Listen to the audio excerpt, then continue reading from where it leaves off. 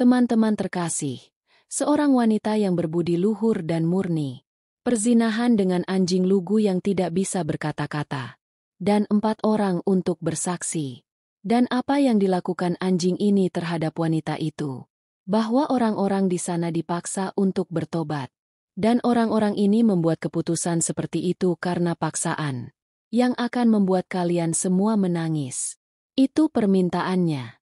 Itu pasti akan ada di event ini dari awal sampai akhir. Karena itu instruktif. Ini adalah hal yang sangat tua. Tempat tinggal seorang janda. Suaminya telah meninggal beberapa tahun yang lalu. Suaminya adalah seorang mas sardar di daerah itu. Dan karena alasan ini, wanita ini juga sangat dihormati di daerah tersebut. Semua orang tahu, wanita itu sangat saleh dan beribadah. Orang-orang datang dari jauh untuk memohon doanya. Karena dia biasa membantu orang memecahkan masalah mereka. Tidak ada seorang pun yang pernah menyentuh wanita ini seumur hidup suaminya. Dan tidak ada yang menyalahkannya. Namun situasinya berubah setelah kematian suaminya. Sayangnya, wanita ini tidak punya anak. Dan bukan orang tuanya atau saudara laki-lakinya. Siapa yang bisa melindunginya? Dia adalah seorang janda muda yang cantik. Siapa yang tinggal sendirian di rumahnya?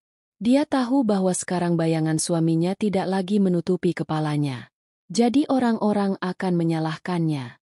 Dan akan membuat sulit untuk hidup. Tapi imannya kuat kepada Allah. Dan dia juga seorang pemuja. Dia berpuasa di siang hari. Dan bersujud di hadapan Allah sepanjang malam. Di mana dia tinggal? Ada seorang pria yang sangat kaya. Siapa yang pertama kali melihatnya? Jadi dia kehilangan hatinya. Tidak ada seorang pun yang berani berada di hadapan suaminya.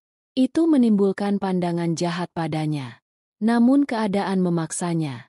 Bahwa mereka meninggalkan rumah untuk bekerja. Suatu hari ketika hujan turun deras. Dia baru saja pulang kerja. Jalannya berlumpur dan berawa. Yang membuatnya sulit untuk berjalan. Wanita itu mencoba untuk kembali ke rumahnya dalam situasi ini. Seekor anjing kecil jatuh ke dalam lumpur, yang perlahan tenggelam ke dalam rawa. Wanita itu segera mendekati anjing itu dan melihat bahwa kakinya terluka. Dia membawanya ke rumahnya dan membalutnya, dan menyimpannya. Dia sudah berpikir, itu sekarang akan membuat orang ini tidak bisa berkata-kata. Dan itu tidak akan dikatakan. Dia mulai merasakan identitasnya dengan hewan yang tidak bisa berkata-kata ini. Anjing itu tinggal bersamanya. Tapi dia tidak pernah datang ke musala. Tidak ada kebahagiaan dalam hidup janda ini. Namun kini kebahagiaan telah terjadi dalam hidupnya. Suatu kebetulan yang aneh. Bahwa tidak ada seorang pun yang pernah melihat anjing ini. Dia sudah berada di dalam rumah sejak kecil. Dan tidak keluar. Seiring berjalannya waktu, anjing itu tumbuh dewasa. Dan sangat akrab dengan majikannya. Karena wanita itu sangat peduli padanya. Di hadapan anjing ini, wanita itu sendiri dari segala macam bahaya. Merasa aman. Anjing itu tidak menyukainya. Sebaliknya, kesedihannya disimpan sebagai orang sih. Hidup kini berlalu dengan damai dan sabar. Namun lambat laun dia mulai merasakannya. Bahwa ada orang-orang di belakangnya. Saat wanita itu meninggalkan rumah. Jadi mata pria tertunduk. Kecuali seorang bangsawan. Suatu hari ketika bangsawan ini melihat wajah wanita cantik ini. Jadi dia berkorban untuk itu. Dan bilang aku menginginkan wanita ini. Dia tidak kekurangan kekayaan. Dia bisa membeli wanita manapun yang dia inginkan. Dan wanita selalu mengelilinginya hanya karena kekayaannya. Tapi wanita ini sangat mulia dan baik. Suatu hari bangsawan ini mengirimkan pesan kepada wanita ini melalui pelayannya. Bahwa mereka datang menemuinya. Tapi wanita itu mulai berkata, saya tidak bertemu dengan non-mahram manapun. Pelayan itu datang dan memberitahu tuannya. Yang membuat bangsawan itu menjadi gila karena marah. Dia bilang sampai hari ini tidak ada wanita yang menolakku. Dan jangan tolak pesanku. Saya memiliki begitu banyak kekayaan. Wanita apa ini? Yang mana menolak keinginanku? Lalu dia sendiri pergi ke pintu wanita ini. dan pintu mulai mengetuk. Wanita ini bertanya, "Siapa yang menjawabnya?" "Orang terkaya di kota ini tidak sekaya dia," kata wanita ini. "Saya tidak kenal siapapun. Entah mulia atau nawab. Kamu pergi dari sini." Kepala suku berkata, "Lihat, saya memiliki segalanya. Apapun yang Anda katakan, saya akan memberikannya kepada Anda. Aku akan menyerahkan segalanya padamu. Habiskan 1 malam saja bersamaku. Kamu tidak tahu aku telah jatuh cinta padamu. Sejak aku melihatmu, ingin menemukanmu." Wanita ini berkata, "Apa hubunganku denganmu? Aku bahkan tidak mengenalmu. Dan Anda mengatakan bahwa saya harus menjalin hubungan terlarang dengan Anda. Jika Anda seorang pria sejati, menikahlah." Rais bilang, "Aku tidak bisa menikah denganmu. Karena saya sudah punya 4 istri. Dan mereka tidak akan mau bahwa saya melakukan pernikahan kelima. Menikahlah denganmu." Orang-orang itu adalah putri dari orang tua yang mulia dan kaya. Dan saya tidak punya posisi di depan mereka. Tapi ya, aku akan memberimu segalanya. Tapi aku tidak akan punya istri. Wanita ini bilang, "Kamu tidak malu. Kamu ingin aku bukan menjadi istrimu, tetapi menjadi pacarmu. Keluar dari sini. Kekayaanmu tidak bisa membeliku. Beli orang lain." Tapi orang itu adalah setan. Ada kebencian di hatinya. Dia ingin sekali mendapatkan wanita ini.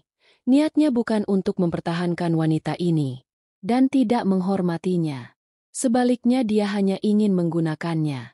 Berkali-kali Rais mencoba menemui wanita ini, namun wanita itu tidak setuju. Akhirnya, dia berpikir akan mengirim anak buahnya untuk menjemput wanita ini. Dia mengirim beberapa premannya ke rumahnya. Orang-orang ini mendobrak pintu. Dan segera setelah masuk untuk menangkap wanita itu, mereka merasakannya ketika mereka mencobanya. Seseorang mencoba masuk ke dalam dan menangkap wanita itu. Jadi mereka merasakannya. Seseorang mengambilnya, membuang. Dia merasa ada kekuatan yang tidak terlihat. Siapa yang menyelamatkan wanita ini? Bajingan itu kembali menemui tuannya dengan gemetar dan berkata, "Kami tidak tahu. Wanita itu adalah sesuatu yang berbahaya. Kita tidak bisa menyentuhnya. Seseorang menjemput kami dan membuang kami. Kami tidak akan pergi ke sana lagi. Anda juga tidak melakukan ini pada kami." Mendengar ini, sang pangeran kecewa. Dia mulai berkata, "Apa yang harus dilakukan? Bahkan orang kuatku pun gagal. Seorang wanita yang rapuh tidak dapat dikendalikan. Tidak tahu kekuatan apa yang mereka bicarakan." Lalu dia membuat plot baru. Dia membawa agama di wilayah tersebut dan orang-orang kaya bersamanya. Dan dia berkata, "Lihat, seorang wanita cantik dan cantik tinggal di tempat ini. Tak terhitung jumlahnya, itu indah. Dan dia tidak punya anak. Saya ingin mendapatkannya. Tapi dia tidak di bawah kendaliku. Saya mengirim orang-orang saya. Tapi mereka juga gagal. Sekarang kita menyalahkannya bersama-sama." Dia mulai mengatakan bahwa seorang wanita belum pernah bertemu dengan saya. "Jangan menyangkal. Aku akan menghukumnya karena kekurang ajarannya. Kalian pergi dan lihatlah. Jika dia berada di bawah kendali Anda, jadi kita semua akan membaginya secara merata." Ketiga orang ini juga atas perintah kepala suku pergi ke wanita ini dengan alasan berbeda. Mencoba memancingnya ke dalam perangkapnya. Namun wanita itu sangat murni dan mematuhi hukum. Dia langsung mengerti bahwa orang-orang ini adalah setan dan ingin menyalahgunakannya. Wanita itu melakukan hal serupa pada mereka bertiga, bahwa dia terhuyung kembali ke bangsawan dan berkata, "Anda berkata benar. Wanita itu tidak akan berbicara dengan siapapun." Setelah mendengar ini, bangsawan itu berkata, "Tapi aku akan membalas dendam padanya. Sampai saat ini, belum ada yang mempermalukan saya. Sekarang bersama-sama kita akan menghasut seluruh penduduk setempat untuk menentang wanita ini. Semua orang sangat menghormatinya. Tapi kami akan menjadikannya pelacur terkenal di wilayah ini." Kemarahan kepala suku dan api balas dendam. Ketiganya berbalik melawan wanita ini. Wanita itu menghindari segala dosa untuk melindungi kesucian dan kehormatannya. Namun bangsawan itu juga membawa semua orang kaya dan miskin di daerah itu bersamanya. Efek ini terjadi. Orang-orang itu mendengar perkataan bangsawan ini dan mulai melecehkan wanita ini. Datanglah ke pintunya dan ejek, lempar batu ke rumahnya. Namun wanita itu terus bekerja dengan sabar. Lalu suatu hari batasnya tercapai. Orang-orang kehilangan rasa kemanusiaannya. Kemanusiaan itu malu atas tindakan mereka. Wanita itu terus berdoa sepanjang malam. Allah menerima doanya. Di sisi lain, 4 pria jahat yang mulai mencemarkan nama baik wanita tersebut. Sekarang dia melangkah lebih jauh dalam oposisi. Mereka membawa seluruh lingkungan bersama mereka. Dan dikatakan bahwa ada kazi yang baik hati di sini. Siapa yang selalu berbuat adil? Kita harus berjalan ke arah mereka. Dan keputusan harus diambil terhadap wanita ini. Rais bilang oke. Pertama kami akan menceritakan kisah kami kepada Kazi Sahib. Mereka akan mengambil keputusan yang menguntungkan kita. Dan kami akan mengusir wanita ini dari lingkungan ini. Di malam yang sama, 4 orang jahat di seluruh lingkungan. Dia membawa orang-orang ke istana Kazi Sahib. Pergi ke sana, mereka menuduhnya salah dan berkata, wanita ini adalah keinginan.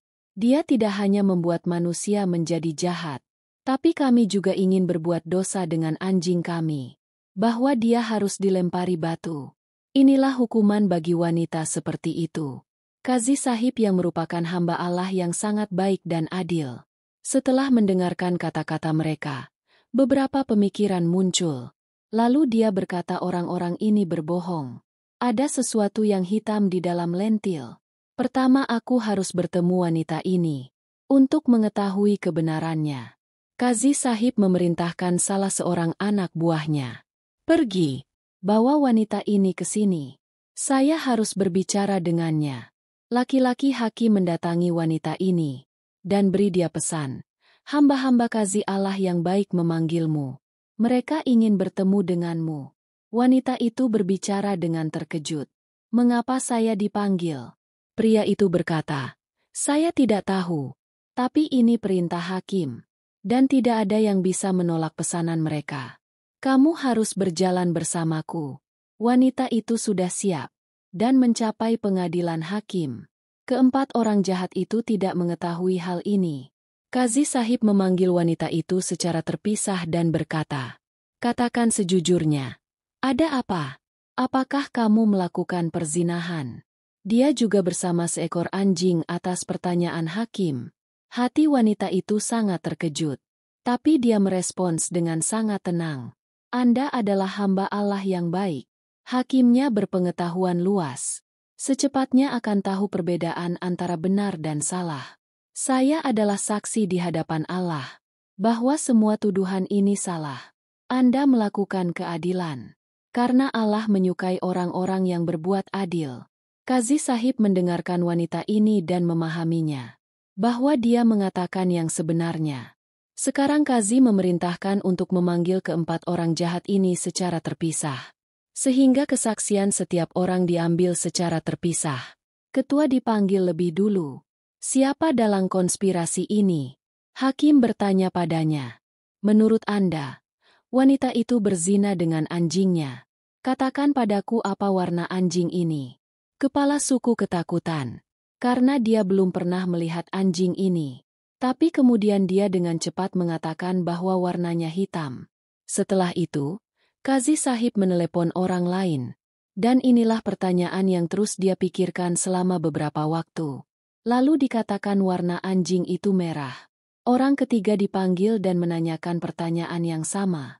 Dia menjawab bahwa itu adalah warna makanan anjing. Akhirnya orang keempat dipanggil. Kazi menanyakan pertanyaan yang sama padanya. Dia dengan percaya diri berkata, saya bisa mengenalinya bahkan dalam kegelapan. Warnanya putih. Kazi Sahib mendengar kesaksian mereka semua dan berkata, sekarang saya mengundang wanita ini ke pengadilan. Agar kebenarannya jelas di depan semua orang. Saat wanita itu tiba di pengadilan. Jadi anjing itu bersamanya. Orang-orang menyaksikan dengan takjub. Anjing itu tidak berwarna hitam, merah, atau putih, tetapi setiap warna ada di tubuhnya. Di suatu tempat dia berkulit hitam, merah entah dari mana. Makan di suatu tempat, dan di suatu tempat berwarna putih. Melihat hal ini, Kazi menjadi sangat marah. Dia berkata jika kalian mengatakan yang sebenarnya, jadi anjing ini akan mengkonfirmasi pernyataan Anda. Tapi kalian semua pembohong. Rais berusaha menampilkan kebersihannya. Saya mengatakan yang sebenarnya. Orang-orang percaya padaku. Wanita ini harusnya dilempari batu. Kazi berkata dengan nada kasar. Kamu mengatakan bahwa kamu mengatakan yang sebenarnya. Makhluk Tuhan akan memutuskan kebohonganmu sekarang. Kazi Sahib menunjuk ke arah anjing itu. Dan katanya anjing ini akan bersaksi tentang tuannya. Atas perintah Allah, ia akan berbicara.